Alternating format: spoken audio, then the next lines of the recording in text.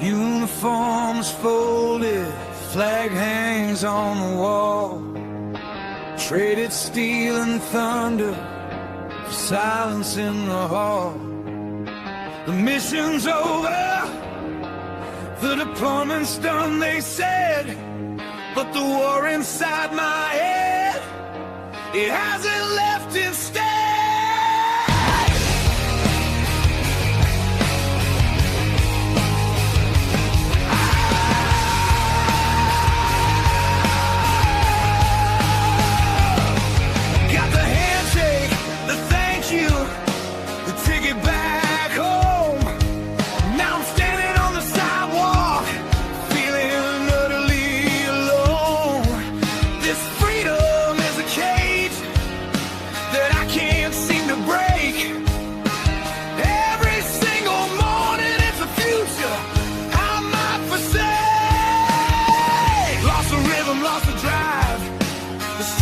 Disappeared. The invisible wounds are the ones that are truly feared. I'm walking on a wire, the pressure's coming down. Is there anyone listening in this lonely town? Full speed ahead after battle.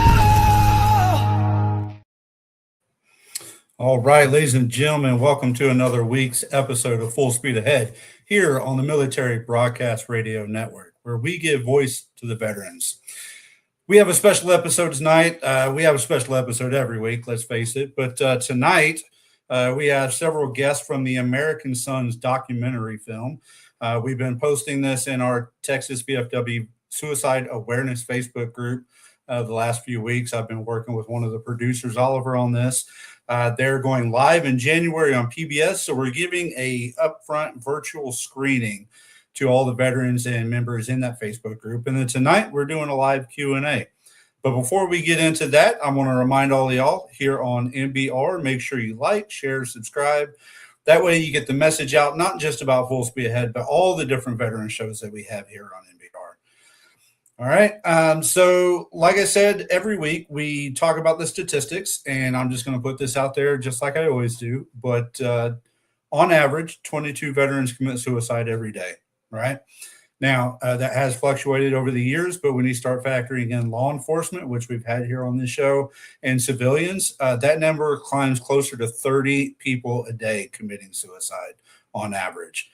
Now, that means within the time frame of this 1 hour show, it's very likely that one veteran will commit suicide watching this. And that's why we do Full Speed Ahead.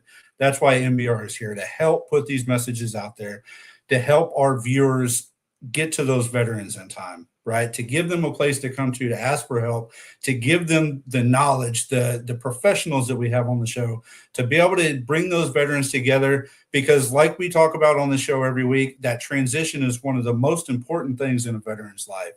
That transition from military to the service is one of the biggest, if not the biggest, factor in veteran suicide. And if you watch the American Sons documentary, you'll see exactly what I'm talking about. So we've got about an hour show. We might go a little longer because we're going to have some great discussion on this. We've got the director, we've got the producer, we've got one of the Marines from the show. So we're going to go ahead. Before I introduce them, I am going to show you the trailer for American Sons. Now, if you want to watch the whole thing, today is the last thing, but maybe we can work something out, or you have to wait till PBS. You can watch a full editor's cut on Texas VFW Facebook page. So make sure you get on there and check it out. But let's check out this trailer real quick before we invite the guys on.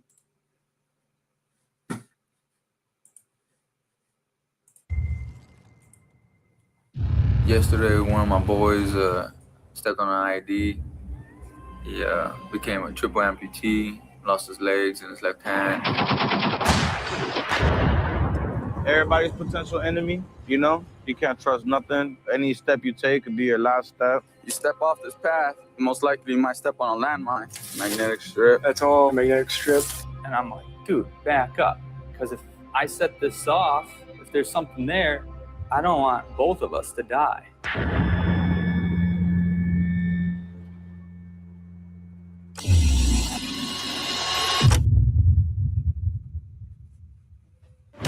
When he left, I told him, you better make sure you get a lot of pictures. Hey, who has a bigger head? Me?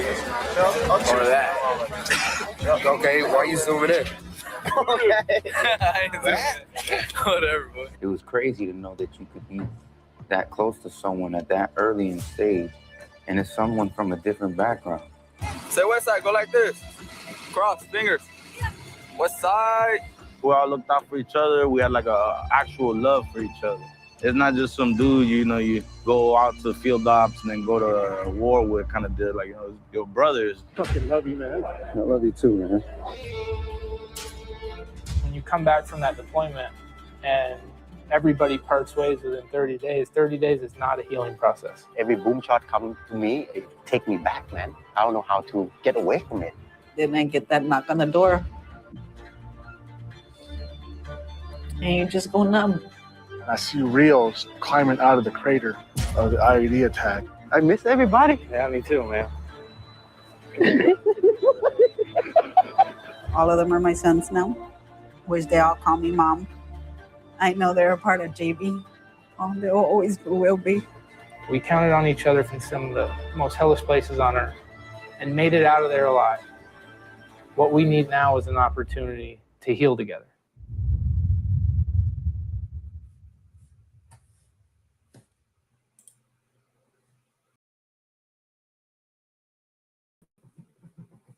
All right, let's go ahead and bring all of our guests on. I've got the guy I've been working with, Oliver, producer.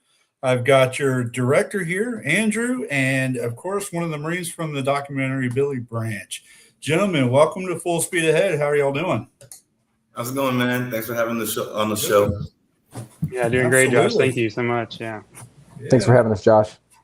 Yeah, thank y'all. So, I first saw this documentary when y'all did the premiere in Fort Worth for the awards that y'all were trying to go for. And I would like to say this is probably one of the most impactful shows that have been done that shows real life after service, veterans, what they truly struggle with and deal with after service. And I think, if I'm not mistaken, y'all got a standing ovation, and so much has come from this. So, thank y'all for putting this together and showing this to everybody and really bringing this story out. So I'm going to start that off with whoever wants to go first. And it's the question that's always asked, right? It's why American Sons? Why, when there's so many stories just like this one, why was this one the one to put out into a documentary? Yeah, Josh. So this story kind of manifested itself, and it came through a young Marine named J.V. Villarreal, who Billy served with. And obviously he was filming himself while he was in Afghanistan. And he took it upon himself to grab a camera and just start documenting his life as he entered the war zone. And unfortunately, he didn't come back. So the footage came home through his sister to our producer, Lada Varela, who's not with us today.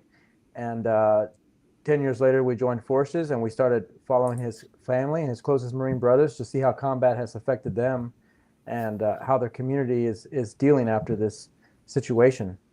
And that's how we just started to develop the story. JV was the first filmmaker. And so just his act of courage, just making that decision to film the footage that he got, and then us just kind of wanting to learn more about him, we followed his friends like Billy, who's with us, and some of the other guys who are in the film, his family, and just allowed them to express, what they're going through. And that's where the story just began to evolve, because we understood how much deeper this the thread of this narrative went. We started to understand these real issues that veterans are going through, the challenges with PTSD, traumatic brain injuries, being separated, lost in isolation, over medication. And we just allowed them to speak their truth and filmed it, got as intimate as we could. And then in documentary, the story develops in the editing room.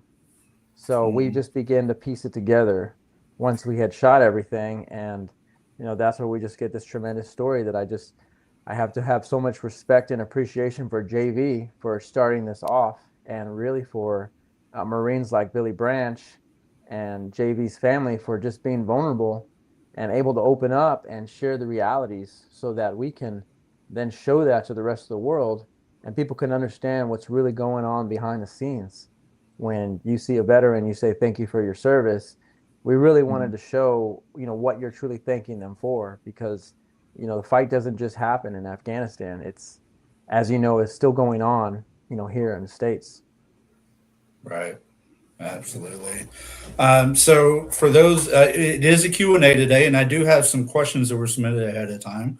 But before we get into that, just for the viewers that are tuning in or maybe watching this later that didn't get to watch the documentary, you mentioned several times this is about JV that started filming while he was over there, like so many veterans do. But JV wasn't able to make it back, right? Like so many veterans. Billy, can you maybe explain for the viewers out there kind of what happened? I know it explains it a little bit in the documentary, but what happened to JV over there? Well, we're doing, he was conducting a patrol, like we was doing every day kind of deal. And they were crossing a wadi, and stepped on an IED. Yeah. Unfortunately, that's happened to so many people over there. It's that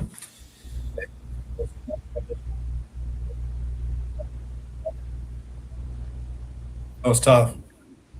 So, all right. So we've got some questions that have been submitted ahead of time, and if the viewers are tuning in, feel free to comment below. You're welcome to submit your questions for the producers, for Billy, for the director, whatever you have about the documentary. But one of the questions that came in was, have any veterans responded to the film in a way that surprised you? And this is open to anybody. Yeah, so there's a lot of raw moments in the film, Josh, as you've seen. And so really, first and foremost, our concern is for our participants. Billy, April, Yolanda, Angel, all the people who went through this process with us and allowed us to film their lives. And so we just were really considerate about how they were represented. And that was just our biggest concern, whether they were going to be okay with what the final product, because we shot like hundreds of hours of film. And then we boiled that down to 1 hour.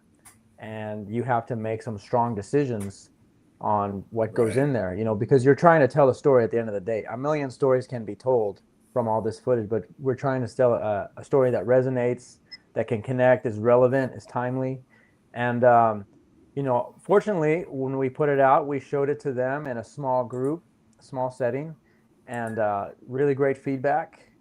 And so then that gave us a green light to go and show it to others. And we had several screenings this year all over the country. And really what surprised me is the details in the film that the viewers, the audiences, the veterans, the things that stuck out to them.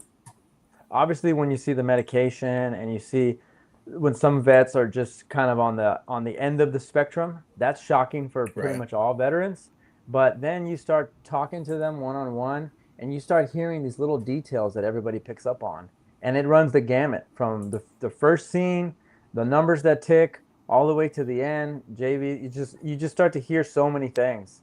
And I guess the surprising thing for me is when you hear how a specific scene touched somebody, just so personally, and you think, wow, we're really doing something that matters, something that's impactful, because we're so stuck creating the thing, you don't really know the type of impact that you're going to make.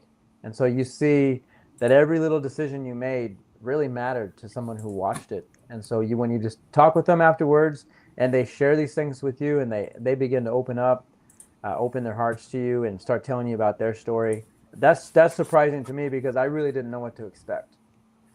And going, you make the thing, we've been making the thing for 7 years, and then you're just so inside of that, and then you arise, you go out there in the community, and it's just every time you hear something that is just really surprising. And I'll just end with this.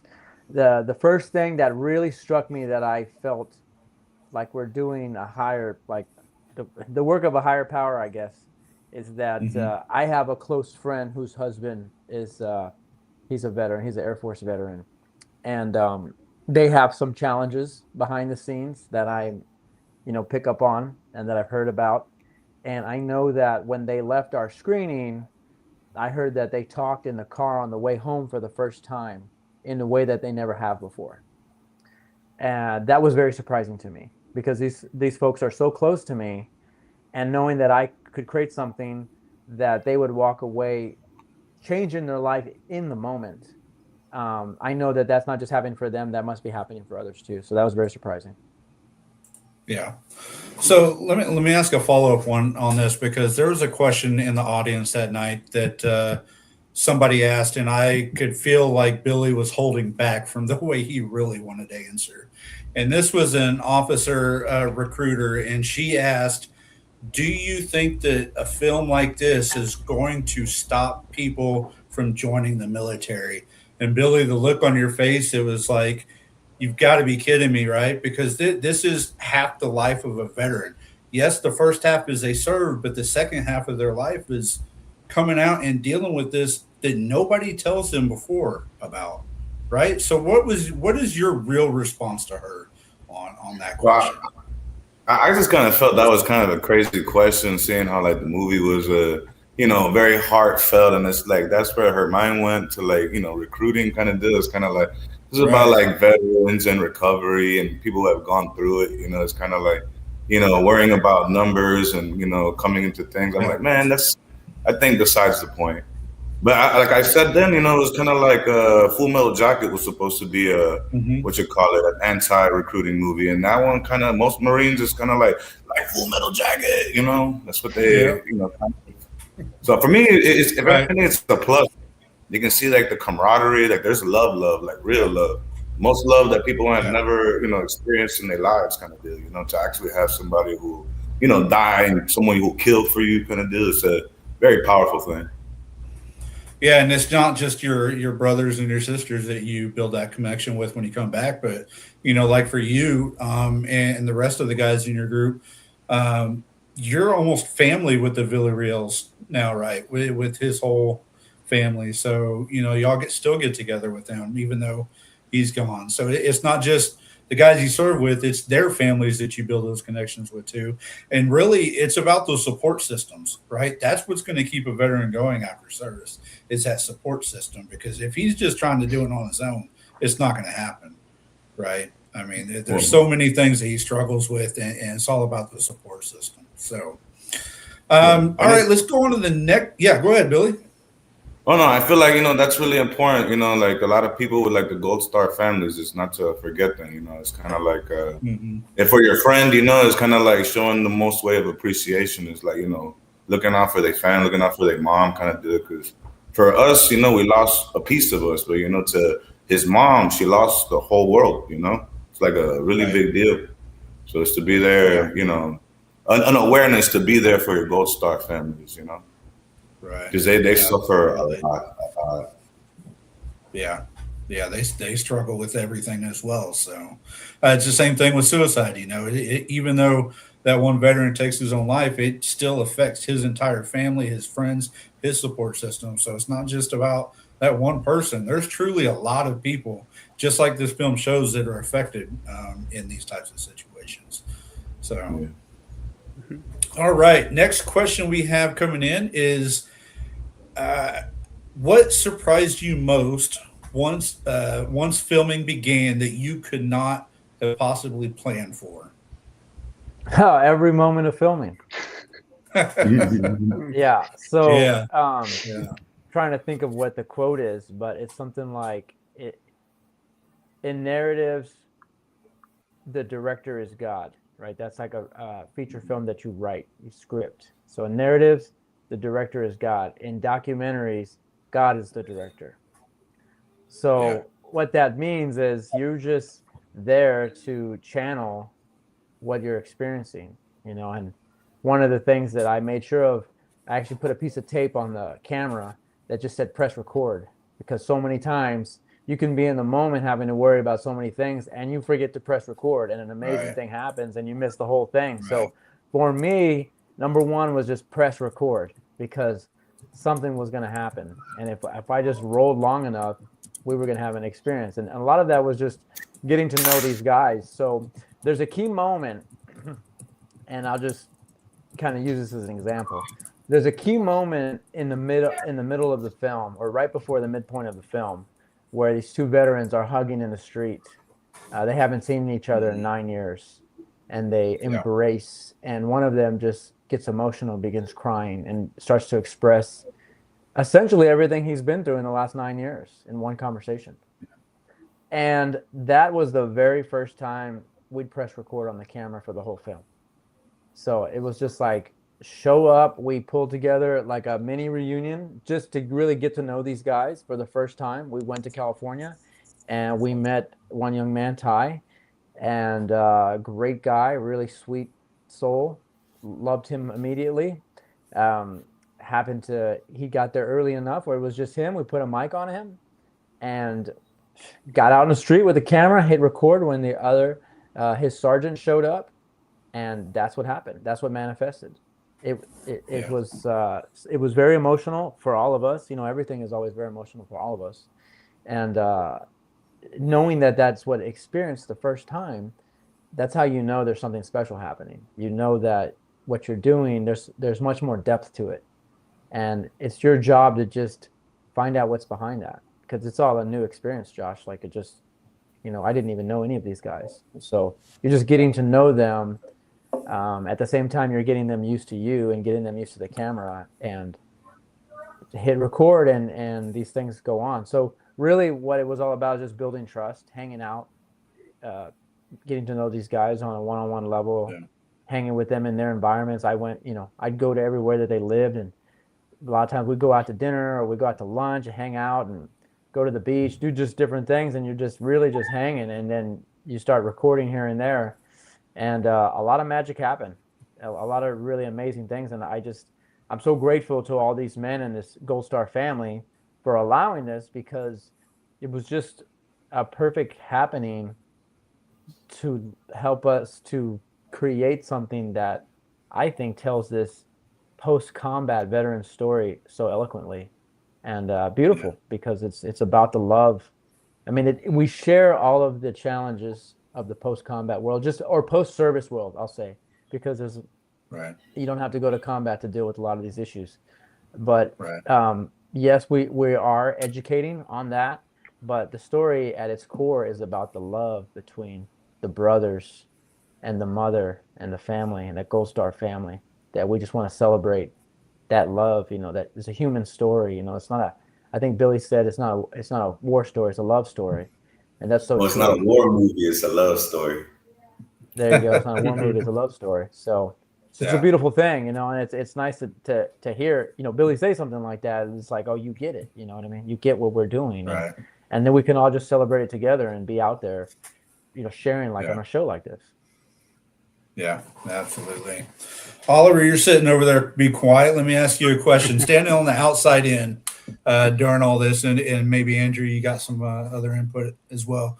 But during all this filming, looking outside in, there was some very tough scenes in there, right? There was, I can't remember names very well, but there was an apartment where one of the guys went and checked on him, and he's basically living in his own filth, right?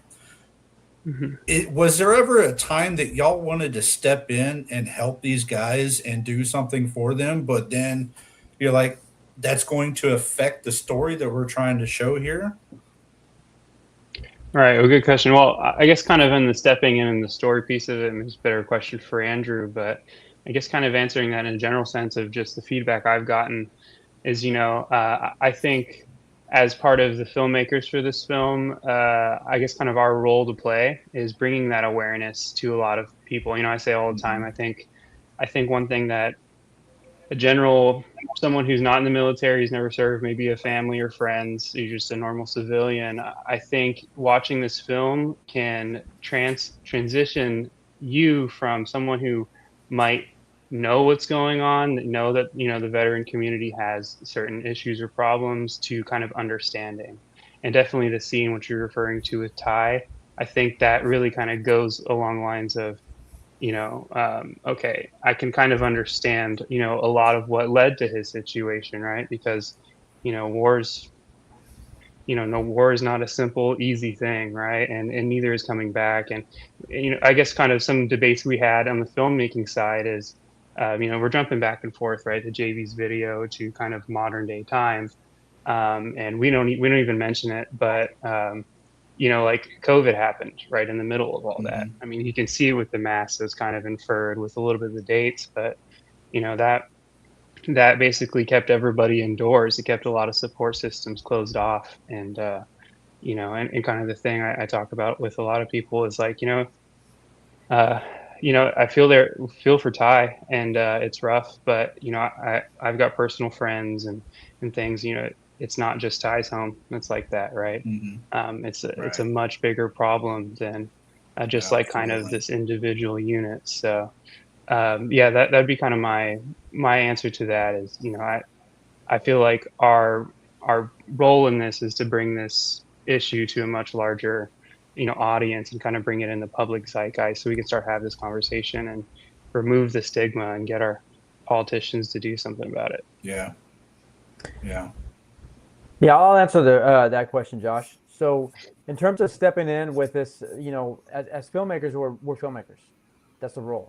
That's what we're there to do. There's no question about what we're there for. We're there to tell this story, and we have to respect what we're doing. And when we want to step in, and in fact we did in that moment. So I'm there with Angel, and we both very much care about Ty. Angel's known him for a lot longer. Just one of his best friends, and I just met him through the project. And so, we're trying to, I'm observing at first, right? If someone is in desperate need of help, we have to step in, of course, right? In humanity, we have to take care of somebody. But if somebody doesn't want help, and you try to help them and they don't want help, then they're an adult, and we have to do the best that we can to allow them the agency that they want to have, right? They're in charge of themselves. They have a support network. They have, they're in a different community. They're all the way across the country, and there's only so much that we can do. So without going into too many details, we try to provide as much help as we can, especially I know like Angel, as you see him in the film, he's doing a lot of reaching out.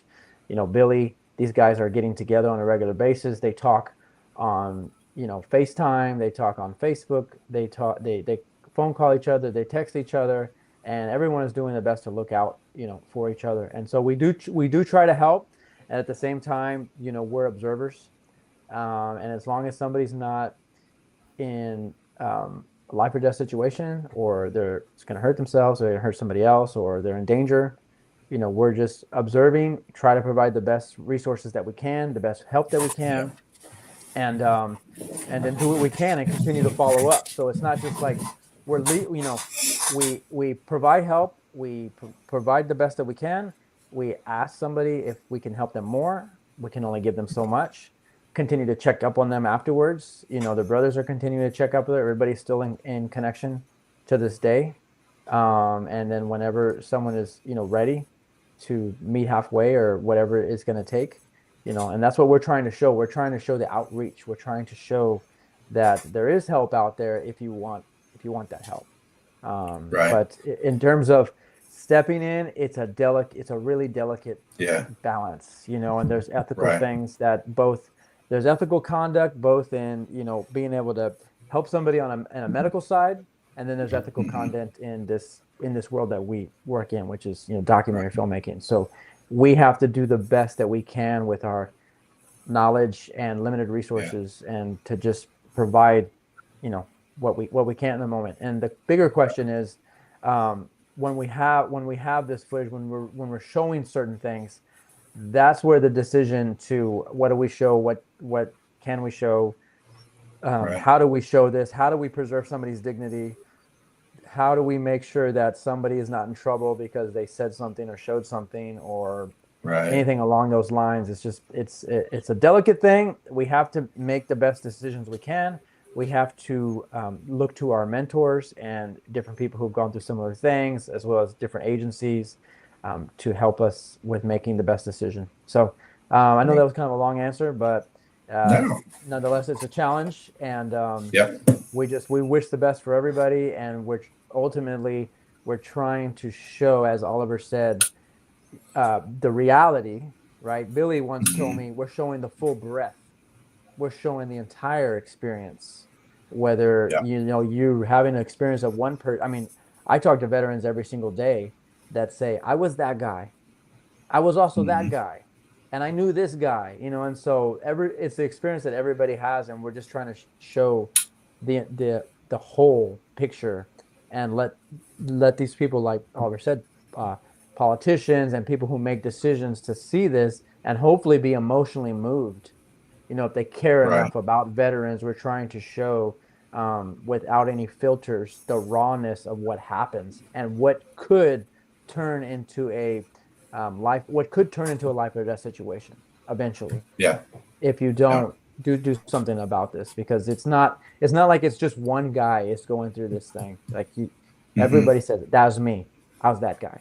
Yeah, absolutely. So, all right, we had another question come in, and speaking of experiences, this one is for Billy. Billy, in the documentary, you clearly were not a fan of the VA. And with the recent San Antonio VA being in the news for having 2 suicides at their doors in the last 8 months, how did the VA fail you and your friends, and what can they do better so that they're not failing our other veterans? Oh, that's a good question. I mean, I will say this, the VA is getting better. You know what I'm saying? When I started getting help, like, was it 15 years ago kind of deal? It was kind of more of a mess. And then again, I was a mess, and I wasn't, I don't feel I was in a position, like most veterans, we cop out and like, hey, you don't know what I'm going through and blah, blah, blah, blah. And when we fight with the psychiatrist, and then it's kind of like, fuck this place, they don't get me. And a lot of it is our own rebellious nature to not accept help kind of deal. So until I was looking for help for real on some things and held myself accountable, did I ever get any better kind of deal. So I can't put all the blame on the VA, but yeah, they did kind of, whatchamacallit, when they started believing me, that's one thing. They kind of, you come to the VA telling your story, and they look at you like you're talking shit, like you're looking for a handout, or, because there is monetary gain, with the disabilities and stuff like that, But, they kind of, treated me like I was talking shit. And I was like, you know what, I don't have to like belittle myself to these people, kind of deal. So that was kind of my problem. I probably would have got help a lot faster if I was more open to it. So it's 2 things. But they, at the time, the Miami VA was really, really bad, and they kind of like had their issues, and they cleaned house and they did their thing. So they are getting better. And I can say I've gotten a lot of help. I got recently I admitted myself, was it like 3 years ago, to inpatient, did my little 3-month program kind of deal. And the world of good, I would say to any veteran that like, hey, you feeling like you're going through some rough patch kind of deals, like give yourself the vacation, Go check yourself in, it's in 10 seconds of being in a moment of your heat or craziness, you do something stupid, so it's kind of like before you do something stupid, check yourself into the VA. They're not that bad, and now it's not medication, went into other avenues. I do art therapy now, for a while I was trying to learn the piano. They had music therapy, and a lot of it's outlets on how to express yourself, because, we sometimes have a hard time expressing ourselves. So, and something to do, something purposeful. I think that's what drowns a lot of veterans. You get out, and what reaches the accolades of what you used to do, what seems purposeful to yourself, and it's just this emptiness kind of deal. So I feel the VA, though, they did over-medicate me at one time. They had me on like 7 medications kind of deal. I kept looking for therapy. I'm like, look, I want a cognitive therapy, the real deal. And they're like, we can't give you that because you're a fucking pothead and you fucking drink a lot. And I'm like, what else am I supposed to do? It's better than taking medication. I'll tell you what, they had me zombied out. I couldn't put a thought in my head. I couldn't talk, I was talking to somebody and I'd halfway through get frustrated because I can't even think, So it's kind of like sedating veterans is in a way neither. Sometimes you need it though. So it's kind of like it's got its thing. Yeah. It's not bad, but it's getting better. Or it was, Yeah, I hear you. You know, especially with the being able the VA sending out to that outpatient care, right? You can go to see the doctors now within your community. You don't have to go directly through the VA. So I think that's definitely a big help for them. So let me ask you a follow up. You said you checked yourself into rehab. Is that because you hit something in your own personal life, or did this documentary help with that? Like seeing yourself on film? What led you to wanting to get help and get better? Oh, what was going on with me is I had a lot of other things going on in my life. Like my brother almost died, and then we just got custody of one of my nephews who was going through a lot of things. Like he was just being abused as a child, and it's all the fighting in the house. And for me, I go kill mode when I get around people fighting, and it's kind of living in a house with people fighting, just kind of, I was also working as a bouncer, which is an also kind of aggressive job. And I was getting in a fight, like 2 fights a day kind of deal. And I'm Mr. Cool Guy, so even my people were like, "Oh, Billy, what's going on with you, man?" And it's just like, I don't know how to deal, and it's like, fuck it, you just quick snap, no tolerance for bullshit, no patience. And I feel like a lot of veterans, dealing with their own shit, get overwhelmed sometimes with like real life.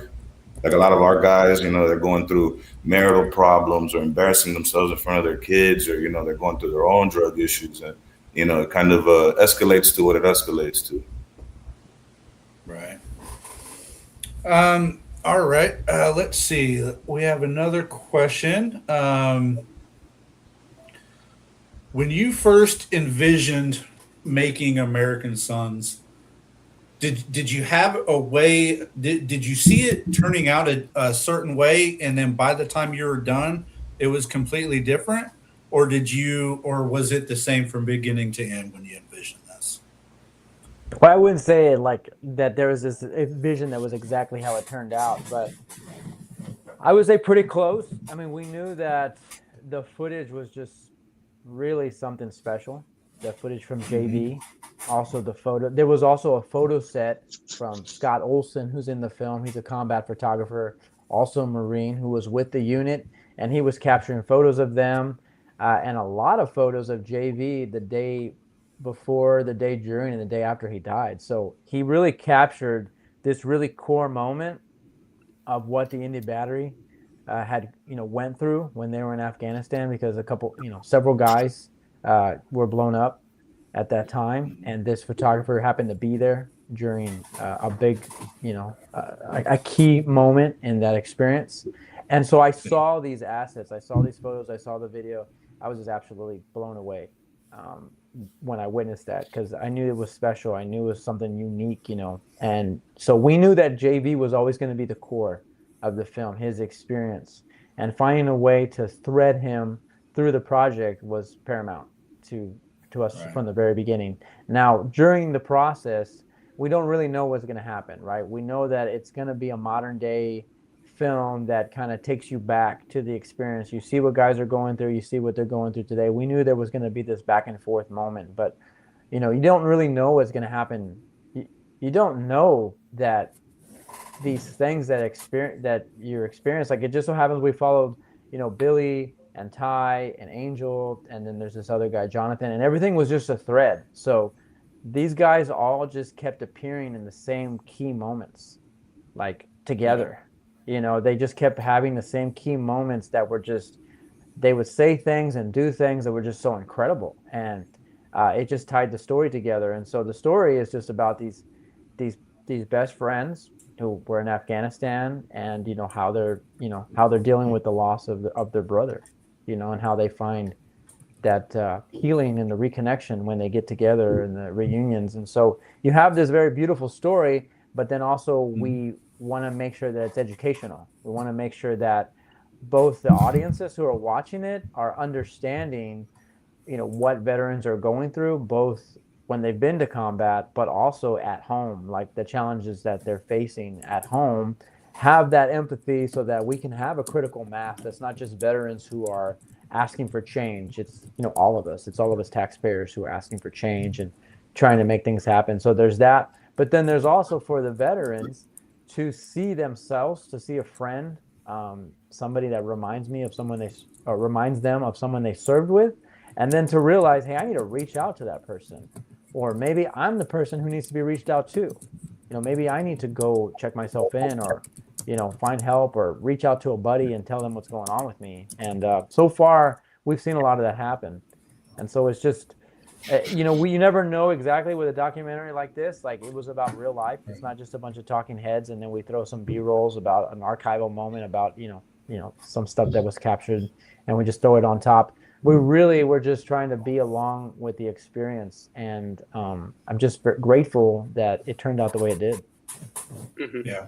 Yeah, and I'd like to add, and maybe this is more about post-film, kind of its distribution, but Andrew and I have had long hours, some nights, talking about, how is this film going to be received and how can it be received? And I think one of the first questions I asked Andrew when I got involved in this project was, was like, what is it that you want out of this? And he said something to the effect of, I don't want this just to be a movie that you see and you're like, well, that was good, and then you forget about it 3 weeks later. I said, I would love for some change to come out of it. And I said, okay, well, in especially with the VA, right, because it's a federal entity, I said, the only way to change that is through policy and advocacy, right? You have to get a change at the federal level. There's no going about it. So I said, and that's the world I did understand coming from where I was before joining the project. So I said, in my mind, there's two ways that you can create federal policy change, right?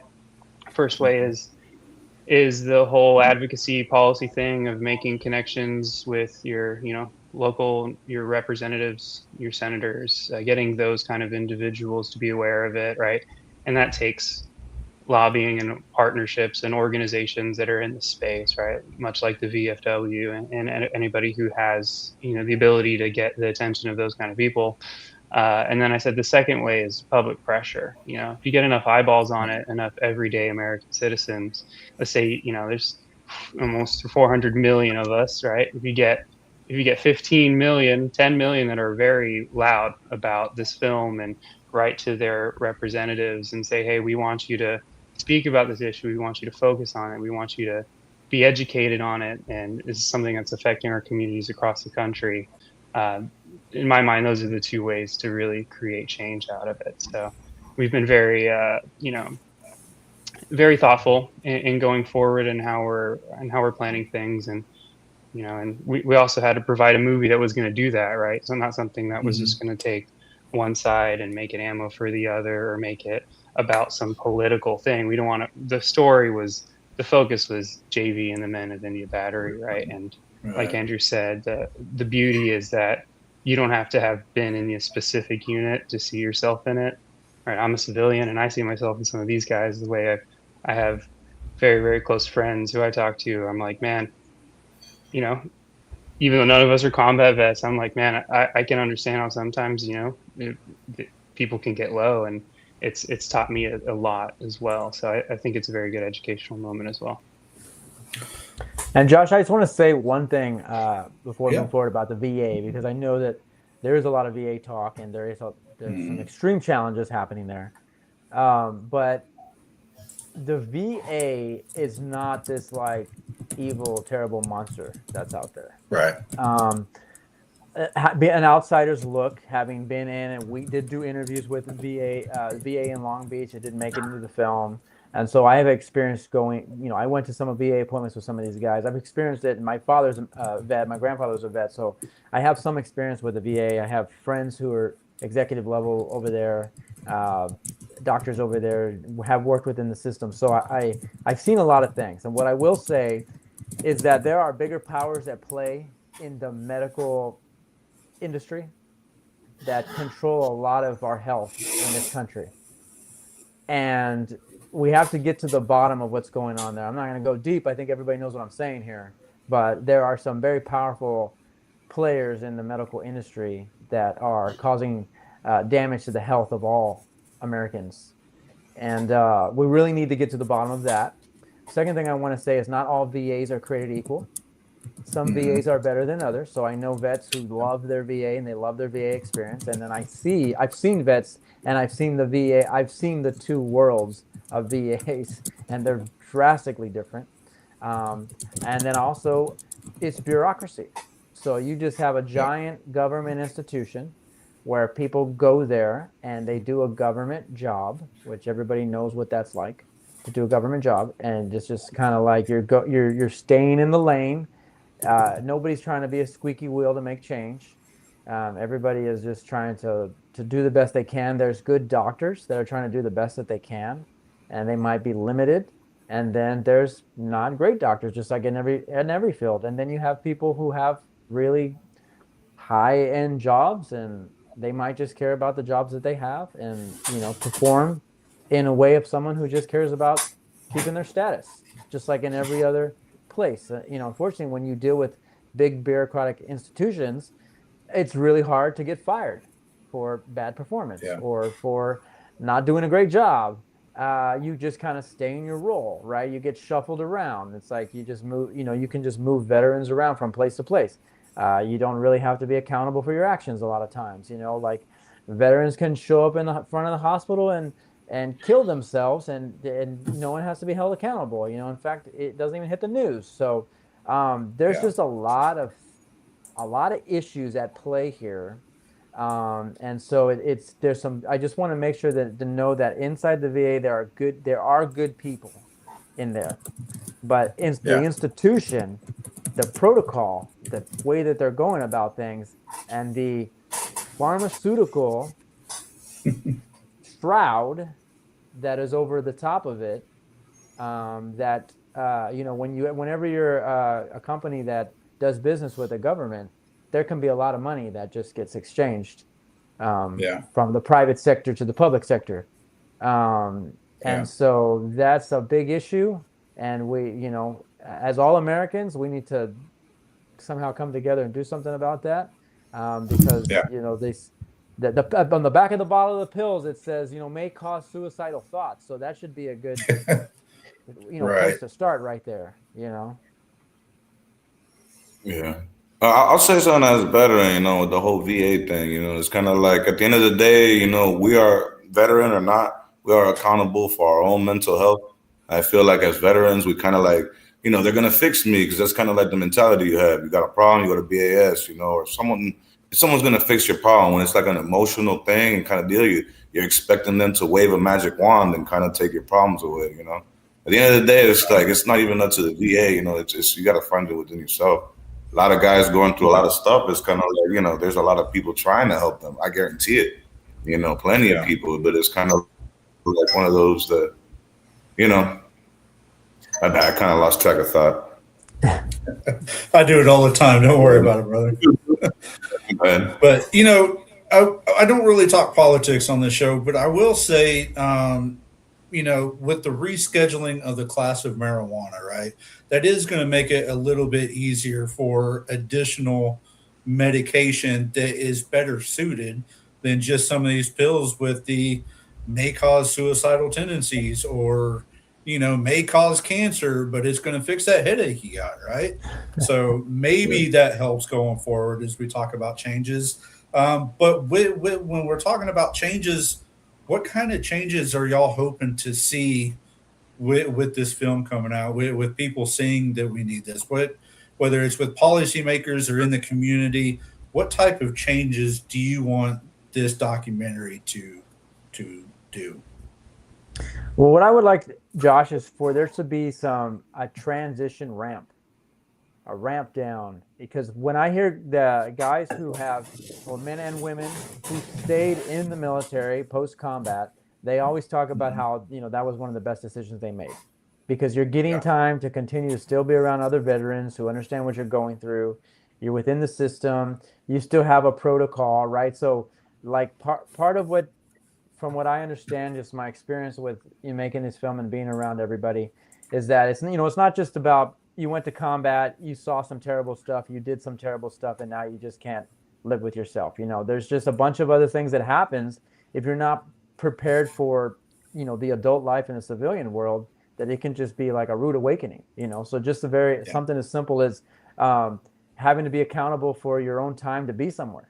You know, you've been in the military, you're told what time to be everywhere, you know, you're told. So there's this protocol that you're like, and that's also really good for mental health, right? Having having protocol for your daily life, that's great for mental health. But if you're just like, you go through all this stuff, you're injured, you have moral injury, you have a head injury that may not even start showing itself for years later, and immediately they're asking you to take pills, and then they're like, oh, by the way, you know, let us know if you need anything, you're on your own. Like, here's just enough money to maybe get by.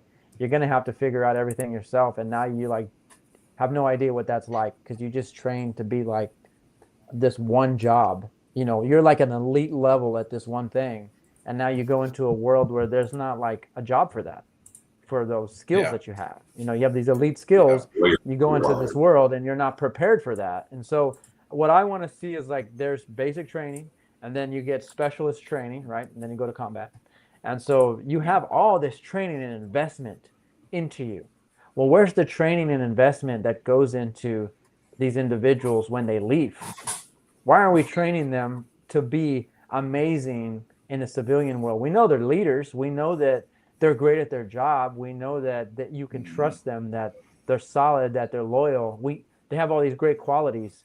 Why aren't we taking them and training them to be, you know, amazing members of our society that they could be? Yeah. You know, and I think that's a huge failure. And that's what I would like to see happen, is investment in like legitimate training, not just like, here's some classroom stuff, or, you know, here's a GI Bill, figure out how to use it on your own. No, it's like, these are the steps you're going to take when you leave here, and you're not even allowed to leave here until you acclimate to just being, you know, back home, being around other vets, and then having that process together, so that when you exit, you feel prepared. You know, you might already have a job that's suited for you.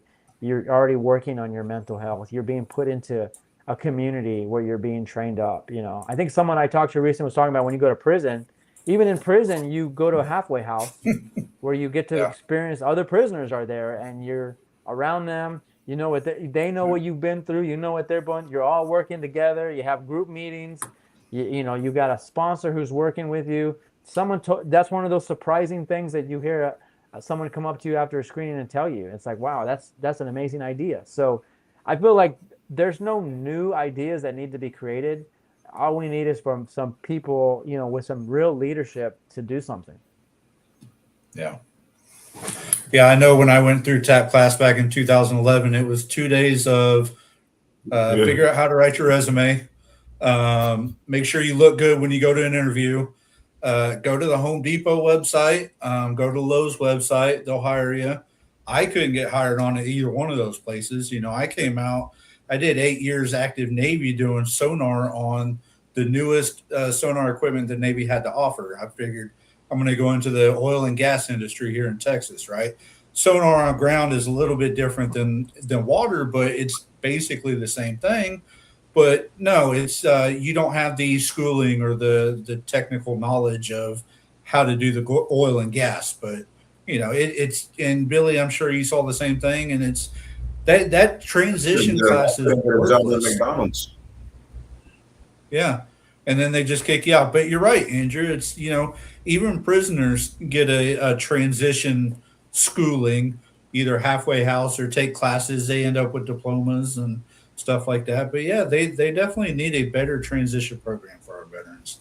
So coming up, we got a few minutes left. So let's talk about the future of American Sons, right? Y'all are coming out on PBS in January. Let's talk about that, or is there anywhere else that people can catch the film right now before then? What's going after that? So what's the future for y'all? Yeah, absolutely. Well, I guess I'll take some breaking news here.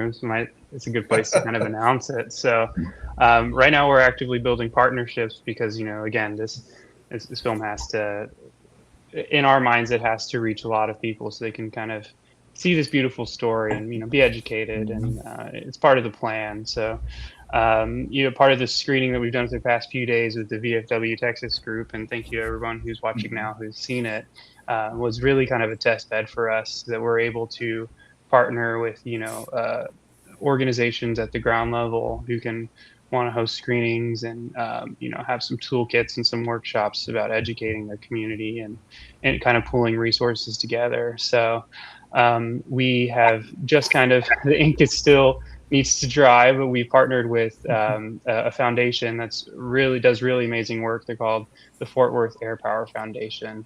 They're amazing group. If you're in the area, I'm sure you know of them. And really working with them, because we told them and said, hey, we want to take this around Texas and then around the country to do community impact work, to do screenings. And the idea is to bring communities out. The lift is, we're come to watch a movie. That's it. It's not too heavy of a lift. And then while we're there, it's the ability for organizations like the VFW Wounded Warrior Project, all of these organizations that provide these resources, to directly be there and impact the veteran community in their homes. I say it all the time, but especially smaller nonprofits, they do great work, but they really struggle to kind of reach to their community and share all of the great work that they do and share their messaging. So that's kind of the plan with this. Is going forward, this film can be a tool for organizations to utilize internally with their own team if they're a big enough company, or within their direct community, and start bringing awareness and impact in the fold. Yeah. All right. Billy, what's your future look like?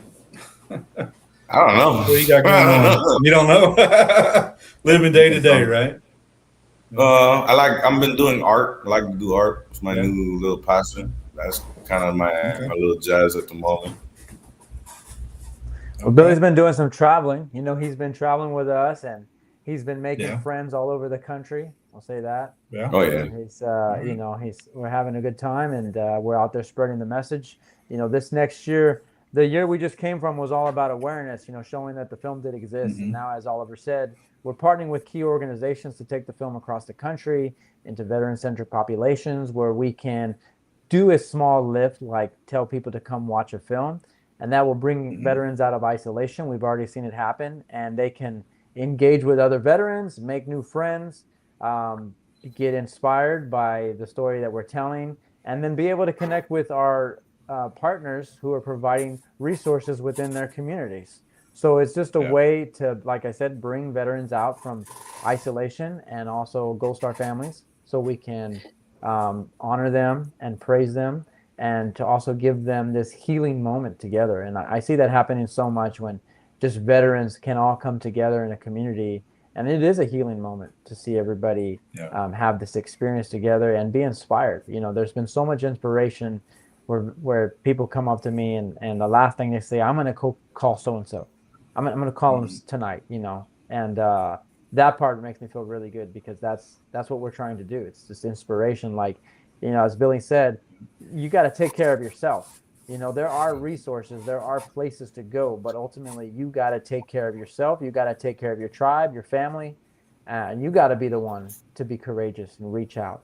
And so that's what we're trying to do, is inspiring that encourage, and to show that brotherhood, that the Marine brotherhood is alive and well.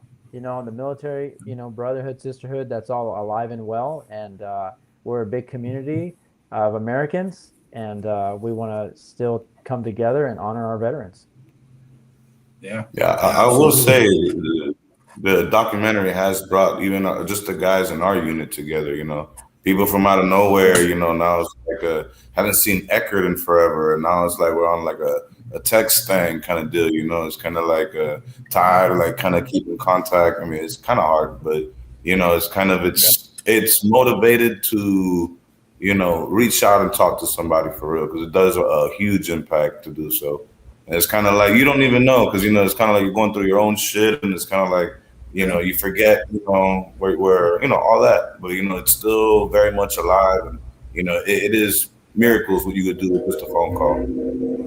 Absolutely.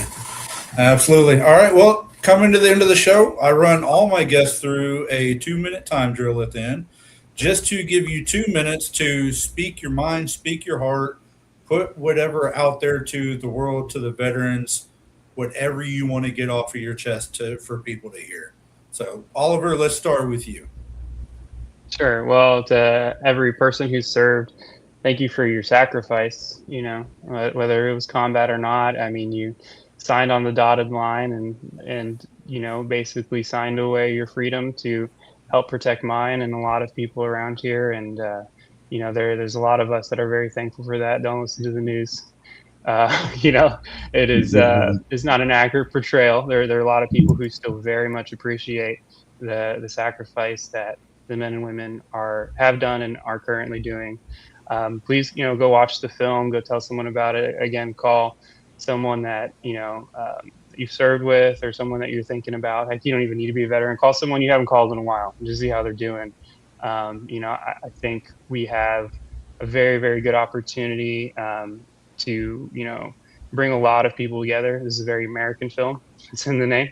And, you know, I think that this issue is going to, you know, is going to resonate with a lot of individuals. So follow us along on our journey and, you know, thank you for all the support. All right. Thank you, Oliver. All right. How about our famous director here, our upcoming award-winning director?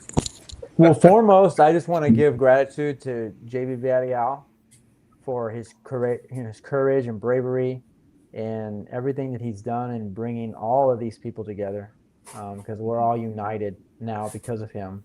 And to the Villarreal family, Gold Star family, for everything that they've done and allowing us into their world, and to all the men of India Battery who were, you know, courageous enough to be vulnerable so that they can pave the way for other veterans to know that, you know, it's okay to show what's going on with you. You know, it's okay to show the reality of what you're experiencing so that you can inspire others to do the same, you know, so that people can open up. You know, a lot of times families, you know, they're not working out because someone's not opening up, they're not sharing, and it causes a lot of anxiety within the family. So that's something that I want to inspire through this project. And if you want to, if you're a serviceman or woman and you want to be able to show others what you've gone through, but you feel like you can't, show them this movie because they'll understand, they'll see you in a different light, and that, I promise, that will open up some new lines of communication, an understanding. They'll look at you different. They'll give you a different level of empathy, not sympathy, but empathy, which is what you want. And just, if you like documentaries, watch American Sons. We're very proud of it. We worked very hard on this. It was very challenging to create. And so we just invite everybody to watch the film. PBS, January the 12th. That'll be a national broadcast. You can see it there, or you can catch us on one of our road shows. Go to AmericanSonsFilm.com, and we hope to see you out and come up and talk to us. All right. Thanks a lot, Andrew. All right, Billy, it's all you, brother. All righty. Well, I start off by thanking all the movie guys, you know, for putting my, you know, immortalizing my friend and finishing his movie, because, you know, it kind of like, that was his dream to, like, you know, put his stuff out there, you know, so kudos to them to, like, you know, putting it together, because that was a long process, you know, and thanks to them for, you know, putting in the money, taking the time, and putting the effort. What I would say to all veterans is, you know, love yourself, you know, at the end of the day, that's who you have. And in 10 seconds of in the heat, bro, you could do something stupid. So it's kind of like in 10 days, your whole life can change, you know? So it's one of those things, you know, I'm not on the medication or none of that crazy stuff, but, you know, love yourself, look for help, be open to the love people are trying to give y'all. Yeah, and you don't need an army or whatever. You just need one friend. So at least find, you know, one friend that you can at least talk with. Yes, sir. All right. Well, I appreciate you, man. Stay safe out there. Rock on, dude. All right. That brings us to the end of this week's episode of Full Speed Ahead After Battle on Military Broadcast Radio, where we give voice to the veterans. As you heard from the guys just now, American Sons is a documentary that is not a you need to see it. It is a you have to see it. As I said at the beginning of the show, this is probably one of the hardest hitting, real, true documentaries that you could probably see in this lifetime about what our current veterans are going through, both in battle and afterwards, when it comes to VA systems, mental health, suicide awareness, all those types of things. This documentary kind of covers all that. It covers a support system, which everybody needs to have, right? If you were once a warrior, you're still a warrior, okay? And you didn't fight that battle alone. You fought it with other guys and girls next to you. You still have those people next to you. You still have your family next to you. You're not in this battle alone. So make sure you ask for help. It's okay to ask for help. Reach out. And if you want to set up a time to maybe do a virtual screening of this with you and your company, your organization, something like that, reach out to one of the producers, director, or myself. I'll get you in touch, and we'll see if we can get that set up for you. But we are going to call it an evening. We got next week's guest coming up. It's going to be another great show. But as we wrap up tonight, remember this: nobody gets through life alone. Reaching out isn't weakness. It's how we stay grounded, connected, and alive. If you're struggling, talk to someone you trust. If you're carrying too much, let someone help you shoulder it. You matter, and you're not walking this path by yourself. Until next time, keep moving forward, full speed ahead. Dismissed. Life is like a duck. Tough times don't last, but tough people do. Here at Military Broadcast Radio, we're teaming up with our friends at Die Tired, the veteran-friendly music band spreading strength, resilience, and mental health awareness one shirt at a time. And check this out. Their brand new shirts feature broadcast beaker right on the breast pocket. A reminder that you can weather the storm, and you're never alone. Shirts are only $25, and proceeds support giving veterans a voice. MBR's mission to teach veterans how to podcast and videocast. Because when our vets are talking, they're not overthinking. They're not second-guessing. Together, we stop the 22 stigma. Grab your shirt today at mbradio.us and hit the shop. Or go directly to toramerch.printavo.com/merch/dietiredband. That's toramerch.printavo.com/merch/dietiredband. Suit up, stand strong. Remember, we're unduckable together. You're built tougher than the storm. Ladies and gentlemen, thank you for tuning in to Military Broadcast Radio. As we wrap up today's show, we want to remind you that the podcast of today's episode will be available right after we go off the air. So if you missed any part of the show or want to listen again, be sure to check it out. And remember, we're here to support and honor our veterans. Your stories and experiences matter, and we are committed to giving you a platform to share them. That's right. We're here to give our veterans a voice. So don't forget to catch the podcast and stay connected with us. Giving our veterans a voice.